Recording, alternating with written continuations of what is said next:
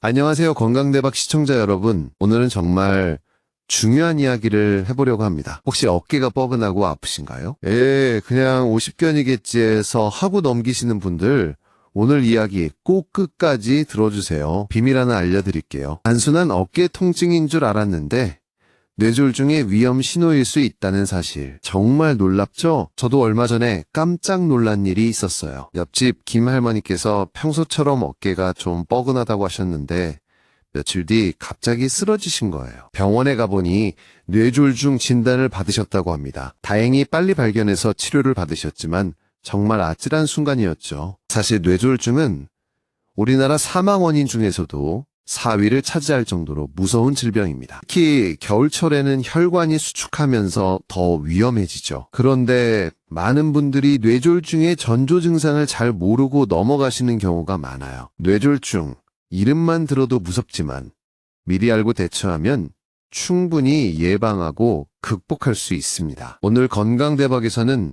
어깨에 나타나는 뇌졸중 신호를 집중적으로 파헤쳐보고 뇌졸중 골든타임을 놓치지 않는 방법에 대해 자세히 알려드릴게요. 그러니 지금부터 두 눈 크게 뜨고 귀 쫑긋 세우고 집중해주세요. 혹시 이런 경험 있으신가요? 어깨가 뻣뻣하고 결리는 느낌이 들면서 팔을 움직이기가 힘들어진다거나 어깨 통증과 함께 두통이나 어지럼증이 느껴진다거나 심지어 손이나 팔에 힘이 빠지는 느낌이 들 때도 있으시죠? 이런 증상 단순히 피로 때문이라고 생각하고 넘기기 쉬운데요. 하지만 절대 간과해서는 안 될 중요한 신호일 수 있습니다. 연구 결과에 따르면 뇌졸중 환자 중 상당수가 발병 전에 어깨 통증을 호소했다고 합니다. 물론 모든 어깨 통증이 뇌졸중의 전조 증상인 것은 아니지만 뇌졸중과 관련된 어깨 통증은 일반적인 근육통과는 다른 특징을 보인다고 해요. 예를 들어 뇌졸중으로 인한 어깨 통증은 갑작스럽게 나타나는 경우가 많고 특정 자세를 취할 때 더 심해지는 경향이 있습니다. 또한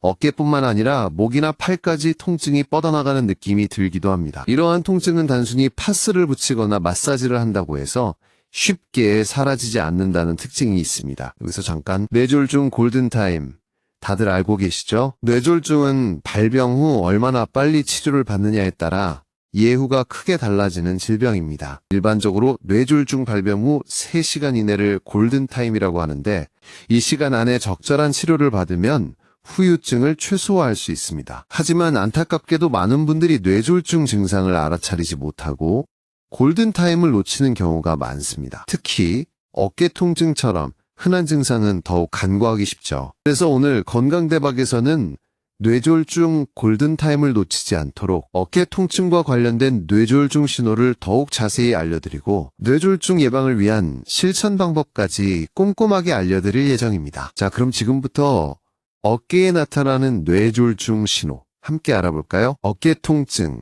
이것만은 꼭 확인하세요. 자, 어깨 통증이 뇌졸중의 신호일 수 있다는 사실 이제 조금 실감 나시나요? 하지만 모든 어깨 통증을 뇌졸중과 연결지어 걱정할 필요는 없습니다. 중요한 건 어떤 어깨 통증이 뇌졸중을 의심해야 하는 통증인지 구별하는 것이죠. 그래서 오늘은 뇌졸중을 의심해야 할 어깨 통증의 특징을 좀 더 자세히 알려드릴게요. 이 특징들을 잘 기억해 두셨다가 혹시라도 비슷한 증상이 나타나면 즉시 병원을 찾아 정확한 진단을 받아보시는 것이 좋습니다. 첫 번째, 갑작스러운 통증입니다. 평소에 어깨가 아프거나 결리는 느낌이 전혀 없었는데 갑자기 어깨에 심한 통증이 나타나는 경우 뇌졸중의 가능성을 의심해봐야 합니다. 특히 전에 없던 새로운 형태의 통증이 느껴진다면 더욱 주의해야 하죠. 두 번째, 특정 자세에서 심해지는 통증입니다. 예를 들어 팔을 위로 올리거나 어깨를 뒤로 젖힐 때 통증이 더 심해진다면 뇌졸중과 관련된 통증일 가능성이 있습니다. 일반적인 근육통이나 오십견은 자세에 따라 통증이 완화되기도 하지만 뇌졸중으로 인한 통증은 자세 변화에 크게 영향을 받지 않는 경우가 많습니다. 세 번째, 동반 증상을 주목해야 합니다. 어깨 통증과 함께 두통, 어지럼증, 구토, 언어장애, 시력 저하, 팔다리 마비 등의 증상이 나타난다면 뇌졸중일 가능성이 매우 높습니다. 이러한 증상들이 복합적으로 나타날 경우에는 지체 없이 119에 신고하거나 가까운 응급실을 방문하여 즉시 진료를 받아야 합니다. 여기서 잠깐 실제 사례를 하나 소개해 드릴게요. 할아버지께서는 평소 건강하셨는데 어느 날 갑자기 오른쪽 어깨에 심한 통증이 느껴지셨다고 합니다. 처음에는 단순한 근육통이라고 생각하고 파스를 붙였지만 통증은 점점 더 심해졌고 결국 팔을 움직이기조차 힘들어졌다고 해요. 게다가 어깨 통증과 함께 두통과 어지럼증까지 나타나자 박 할아버지는 불안한 마음에 병원을 찾으셨고 검사 결과 뇌졸중 진단을 받으셨습니다. 다행히 빠른 시간 안에 치료를 받으셔서 후유증을 최소화할 수 있었다고 합니다. 박 할아버지의 사례처럼 뇌졸중은 예고 없이 갑작스럽게 찾아올 수 있습니다. 따라서 평소에 자신의 몸 상태를 꼼꼼히 살피고 조금이라도 이상 증상이 나타나면 즉시 병원을 찾아 정확한 진단을 받는 것이 중요합니다. 혹시 이런 생각하시는 분들도 계실 거예요. 나는 평소에 운동도 열심히 하고 건강관리를 잘하고 있는데 설마 나에게 뇌졸중이 올까? 하지만 뇌졸중은 누구에게나 찾아올 수 있는 질병입니다. 아무리 건강한 사람이라도 고혈압, 당뇨병, 고지혈증 등의 위험 요인이 있다면 뇌졸중 발병 위험이 높아질 수 있습니다. 따라서 평소에 건강관리를 잘하는 것도 중요하지만 정기적인 건강검진을 통해 자신의 건강 상태를 확인하고 뇌졸중 위험 요인을 미리 관리하는 것이 더욱 중요합니다. 자, 그럼 이제부터 뇌졸중 예방을 위한 실천 방법에 대해 자세히 알아볼까요? 건강대박 시청자 여러분 모두 뇌졸중으로부터 안전하게 건강하게 생활하실 수 있도록 지금부터 꼼꼼하게 알려드리겠습니다. 뇌졸중을 예방하는 가장 좋은 방법은 뭘까요? 바로 생활 습관을 개선하는 것입니다. 에이, 뻔한 이야기잖아 라고 생각하실 수도 있겠지만 뇌졸중 예방에 있어서 생활 습관만큼 중요한 건 없답니다. 작은 습관 하나하나가 모여서 뇌졸중 발병 위험을 낮추는 데 큰 역할을 하거든요. 그렇다면 구체적으로 어떤 생활 습관을 가져야 할까요? 지금부터 뇌졸중 예방에 도움이 되는 생활 습관들을 하나씩 꼼꼼하게 알려드릴게요. 첫 번째, 혈압 관리입니다. 고혈압은 뇌졸중의 가장 큰 위험 요인 중 하나입니다. 혈압이 높으면 혈관에 무리가 가고 혈관이 손상될 가능성이 높아지기 때문이죠. 따라서 평소에 혈압을 꾸준히 측정하고 혈압이 높다면 의사와 상담하여 적절한 치료를 받는 것이 중요합니다. 집에서 혈압을 잴 때는 아침, 저녁으로 규칙적인 시간에 측정하고 측정 전에 3에서 5분 정도 편안하게 앉아서 휴식을 취하는 것이 좋습니다. 또한 혈압 측정 시에는 팔을 심장 높이에 맞춰야 정확한 혈압을 측정할 수 있습니다. 두 번째, 건강한 식습관을 유지하는 것입니다. 짜게 먹거나 기름진 음식을 많이 먹으면 혈압이 높아지고 혈관에 콜레스테롤이 쌓여 뇌졸중 발병 위험이 높아집니다. 따라서 평소에 싱겁게 먹고 채소와 과일을 충분히 섭취하는 것이 좋습니다. 특히 칼륨이 풍부한 음식은 혈압을 낮추는 데 도움이 됩니다. 칼륨은 바나나, 시금치, 감자 등에 많이 들어 있습니다. 또한 오메가3 지방산이 풍부한 생선은 혈액을 맑게 하고 혈관 건강에 도움을 줄 수 있습니다. 세 번째, 규칙적인 운동을 하는 것입니다. 운동은 혈압을 낮추고 혈액순환을 개선하며 체중을 관리하는 데 도움이 됩니다. 뇌졸중 예방을 위해서는 매일 30분 이상, 일주일에 5일 이상 꾸준히 운동하는 것이 좋습니다. 운동 종류는 걷기, 조깅, 수영, 자전거 타기 등 유산소 운동이 좋습니다. 운동 강도는 약간 숨이 차고 땀이 나는 정도가 적당합니다. 운동을 시작하기 전에는 반드시 스트레칭을 하여 부상을 예방하는 것이 중요합니다. 네 번째, 금연과 절주는 필수입니다. 흡연은 혈관을 수축시키고 혈액을 끈적하게 만들어 뇌졸중 발병 위험을 높입니다. 따라서 뇌졸중 예방을 위해서는 반드시 금연해야 합니다. 과도한 음주 또한 혈압을 높이고 뇌졸중 발병 위험을 높일 수 있으므로 절주하는 것이 좋습니다. 다섯 번째, 스트레스 관리도 중요합니다. 스트레스는 혈압을 높이고 혈관을 수축시켜 뇌졸중 발병 위험을 높일 수 있습니다. 따라서 스트레스를 해소할 수 있는 자신만의 방법을 찾는 것이 중요합니다. 예를 들어 명상, 요가, 음악 감상, 독서, 산책 등 스트레스를 해소할 수 있는 활동을 규칙적으로 하는 것이 좋습니다. 또한 가족이나 친구와 대화를 통해 스트레스를 해소하는 것도 좋은 방법입니다. 여기서 잠깐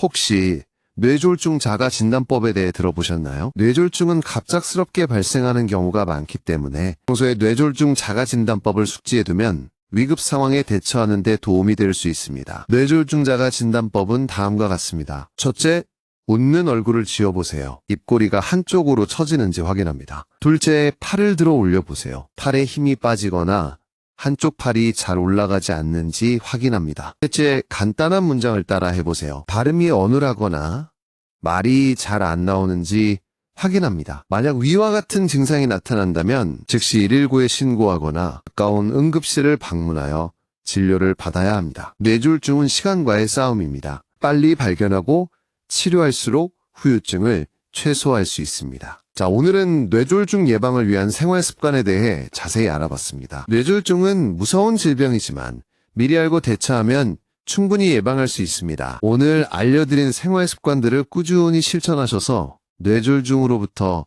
안전하게 건강하게 생활하시길 바랍니다. 다음 파트에서는 뇌졸중의 좋은 음식과 나쁜 음식에 대해 자세히 알아보겠습니다. 건강한 밥상은 뇌졸중 예방의 시작이라고 할 수 있습니다. 어떤 음식을 먹느냐에 따라 혈관 건강이 달라지고 뇌졸중 발병 위험도 달라지기 때문이죠. 나는 먹는 거에 크게 신경 안 쓰는데 라고 생각하시는 분들도 오늘 이야기 꼭 집중해서 들어주세요. 뇌졸중의 좋은 음식과 나쁜 음식을 제대로 알고 실천하면 건강한 뇌를 유지하는 데 큰 도움이 될 겁니다. 먼저 뇌졸중의 좋은 음식부터 알아볼까요? 핵심은 혈관을 깨끗하게 하고 혈액순환을 원활하게 하는 음식입니다. 첫 번째, 등푸른 생선입니다. 고등어, 꽁치, 참치 같은 등푸른 생선에는 오메가3 지방산이 풍부하게 들어있습니다. 오메가3 지방산은 혈액 속의 중성지방을 낮추고 혈전 생성을 억제하여 혈액순환을 원활하게 해줍니다. 일주일에 2회 이상 등푸른 생선을 섭취하는 것이 좋습니다. 두 번째, 채소와 과일입니다. 채소와 과일에는 비타민, 미네랄, 항산화 물질이 풍부하게 들어있습니다. 이러한 영양소들은 혈관을 튼튼하게 하고 혈액 속의 유해산소를 제거하여 혈관 손상을 예방해줍니다. 특히 짙은 녹색 채소와 붉은색 과일은 항산화 효과가 뛰어나 뇌졸중 예방에 더욱 도움이 됩니다. 세 번째, 통곡물입니다. 현미, 귀리, 통밀 같은 통곡물에는 섬유질이 풍부하게 들어있습니다. 섬유질은 혈중 콜레스테롤 수치를 낮추고 혈당 조절에 도움을 주어 혈관 건강을 개선해줍니다. 흰쌀밥 대신 통곡물을 섞어 밥을 지어 먹거나 통밀빵을 섭취하는 것이 좋습니다. 네 번째, 견과류입니다. 아몬드, 호두, 땅콩 같은 견과류에는 불포화 지방산, 비타민 E, 마그네슘 등이 풍부하게 들어있습니다. 이러한 영양소들은 혈관을 확장시키고 혈압을 낮추며 혈액순환을 개선해줍니다. 하루에 한 줌 정도의 견과류를 섭취하는 것이 좋습니다. 다섯 번째,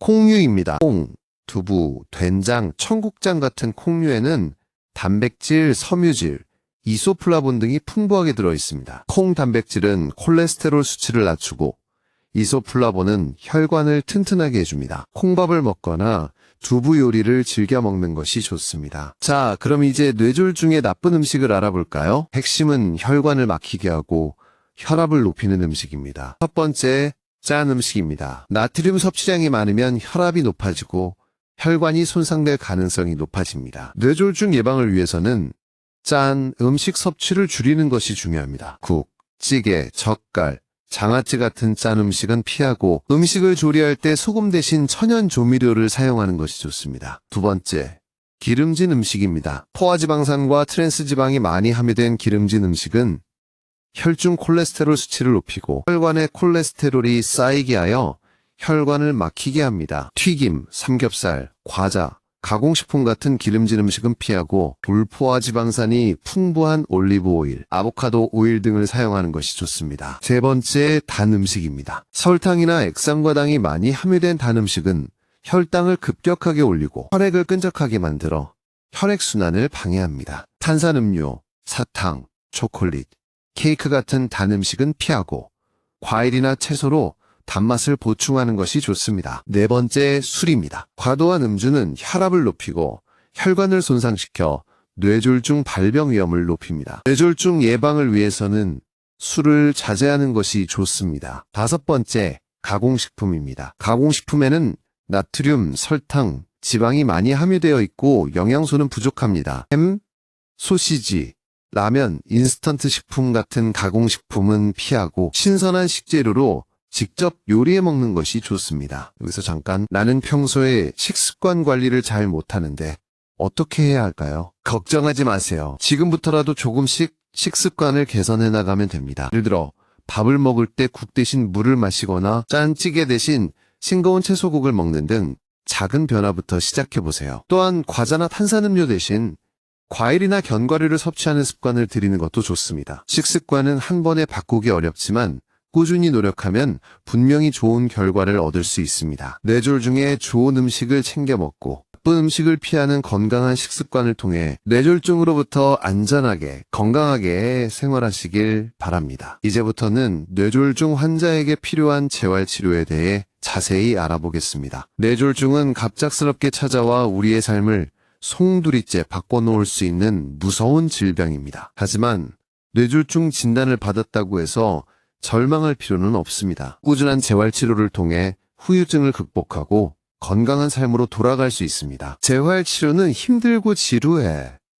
라고 생각하시는 분들도 계실 텐데요. 하지만 재활치료는 뇌졸중 후유증을 최소화하고 일상생활에 복귀하는 데 필수적인 과정입니다. 뇌졸중 후유증은 신체적인 문제뿐만 아니라 정신적인 문제까지 동반할 수 있기 때문에 재활치료를 통해 신체 기능 회복과 심리적인 안정까지 얻을 수 있습니다. 그렇다면 뇌졸중 재활치료는 언제부터 시작해야 할까요? 뇌졸중 발병 후 가능한 한 빨리, 즉시 시작하는 것이 좋습니다. 뇌졸중으로 인해 손상된 뇌세포는 시간이 지날수록 회복이 어려워지기 때문에 초기에 적극적인 재활치료를 통해 뇌 가소성을 촉진하고 기능 회복을 극대화해야 합니다. 뇌 가소성이란 뇌가 손상 후에도 스스로 구조와 기능을 재조정하여 새로운 기능을 습득하는 능력을 말합니다. 뇌졸중 재활치료는 바로 이 뇌 가소성을 자극하여 손상된 기능을 회복시키는 데 초점을 맞춥니다. 뇌졸중 재활치료에는 어떤 종류가 있을까요? 뇌졸중 환자의 상태와 후유증 정도에 따라 다양한 재활치료 방법이 적용될 수 있습니다. 첫 번째, 물리치료입니다. 물리치료는 마비된 근육을 강화하고 관절 운동 범위를 회복하며 균형 감각을 향상시키는 데 도움을 줍니다. 물리치료사는 환자의 상태에 맞춰 다양한 운동 프로그램을 제공하고 일상생활 동작 훈련을 통해 독립적인 생활을 할 수 있도록 돕습니다. 두 번째, 작업치료입니다. 작업치료는 옷 입기, 식사하기, 세수하기 등 일상생활에 필요한 동작들을 스스로 할 수 있도록 훈련하는 치료입니다. 작업치료사는 환자의 작업 능력을 평가하고 필요한 도구를 제공하며 환경을 개선하여 환자가 가정과 사회에서 최대한 독립적으로 생활할 수 있도록 돕습니다. 세 번째, 언어치료입니다. 언어치료는 뇌졸중으로 인해 언어 기능에 장애가 생긴 환자를 대상으로 말하기, 듣기, 읽기, 쓰기 능력을 회복시키는 치료입니다. 언어치료사는 환자의 언어 능력을 평가하고 개별적인 치료 계획을 수립하여 환자가 원활하게 의사소통할 수 있도록 돕습니다. 네 번째, 인지치료입니다. 인지치료는 뇌졸중으로 인해 기억력, 주의력, 판단력 등 인지 기능에 장애가 생긴 환자를 대상으로 인지 기능을 회복시키고 유지하는 치료입니다. 인지치료사는 환자의 인지 능력을 평가하고 다양한 인지 훈련 프로그램을 제공하여 환자가 일상생활에서 문제 해결 능력을 향상시키도록 돕습니다. 다섯 번째, 심리치료입니다. 심리치료는 뇌졸중으로 인해 우울증, 불안, 스트레스 등 심리적인 어려움을 겪는 환자를 대상으로 심리적인 안정을 찾고 긍정적인 태도를 유지하도록 돕는 치료입니다. 심리치료사는 환자와 상담을 통해 심리적인 어려움을 파악하고 적절한 치료 방법을 제공하여 환자가 뇌졸중 후유증을 극복하고 행복한 삶을 살아갈 수 있도록 돕습니다. 여기서 잠깐, 재활치료는 얼마나 오래 해야 할까요? 재활치료 기간은 환자의 상태와 후유증 정도에 따라 다릅니다. 일반적으로 뇌졸중 발병 후 6개월에서 1년 정도 집중적인 재활치료를 받는 것이 좋습니다. 하지만 재활치료는 단기간에 끝나는 것이 아니라 꾸준히 지속해야 효과를 볼 수 있습니다. 재활치료는 병원뿐만 아니라 가정에서도 꾸준히 실천할 수 있습니다. 예를 들어 물리치료사가 알려준 운동 프로그램을 집에서 매일 실천하거나 작업치료사가 권장한 도구를 사용하여 일상생활 동작을 연습하는 등 가정에서도 적극적으로 재활치료에 참여하는 것이 중요합니다. 뇌졸중 후유증 극복은 쉽지 않지만 포기하지 않고 꾸준히 재활치료에 임하면 분명히 좋은 결과를 얻을 수 있습니다. 뇌졸중 환자뿐만 아니라 가족들도 함께 노력하고 격려하며 긍정적인 마음으로 재활치료에 임하는 것이 중요합니다. 뇌졸중은 누구에게나 찾아올 수 있지만 뇌졸중 후유증을 극복하고 건강한 삶으로 돌아가는 것은 여러분의 의지에 달려 있습니다. 뇌졸중 재활치료 포기하지 마시고 끝까지 힘내세요. 지금부터는 뇌졸중 예방을 위한 건강검진의 중요성에 대해 자세히 알아보겠습니다. 자, 건강대박 시청자 여러분, 오늘 우리는 어깨 통증이라는 흔한 증상에서 시작해 뇌졸중의 위험 신호를 알아보고 예방과 치료, 재활까지 뇌졸중에 대한 모든 것을 꼼꼼하게 파헤쳐봤습니다. 처음에는 어깨 통증이 뇌졸중이라고 하고 놀라셨을 수도 있겠지만 오늘 방송을 통해 뇌졸중이 얼마나 무서운 질병인지 그리고 얼마나 미리 대비해야 하는지 알게 되셨을 거라고 생각합니다. 뇌졸중은 누구에게나 예고 없이 찾아올 수 있는 질병이지만 결코 두려워할 필요는 없습니다. 뇌졸중에 대한 정확한 정보를 알고 꾸준히 실천하면 충분히 예방하고 극복할 수 있습니다. 오늘 우리가 함께 알아본 내용을 다시 한번 정리해 볼까요? 첫째, 갑작스러운 어깨 통증과 함께 두통, 어지럼증, 언어장애 등의 증상이 나타난다면 뇌졸중을 의심해야 합니다. 둘째, 고혈압, 당뇨병, 고지혈증 등의 위험 요인을 꾸준히 관리하고 건강한 생활 습관을 유지하는 것이 뇌졸중 예방에 중요합니다. 셋째, 뇌졸중에 좋은 음식을 챙겨 먹고 나쁜 음식을 피하는 건강한 식습관을 실천해야 합니다. 넷째, 뇌졸중 후유증 극복을 위해 꾸준히 재활치료에 임하는 것이 중요합니다. 그리고 마지막으로 뇌졸중 예방을 위해 정기적인 건강검진을 받는 것이 매우 중요합니다. 건강검진을 통해 자신의 건강 상태를 확인하고 뇌졸중 위험 요인을 미리 관리하는 것이 뇌졸중 예방의 핵심입니다. 뇌졸중은 조기에 발견하여 치료하면 후유증을 최소화할 수 있습니다. 뇌졸중 골든타임은 3시간. 이 시간을 놓치지 않도록 평소에 자신의 몸 상태를 꼼꼼히 살피고 조금이라도 이상 증상이 나타나면 즉시 병원을 찾아 정확한 진단을 받는 것이 중요합니다. 건강대박 시청자 여러분,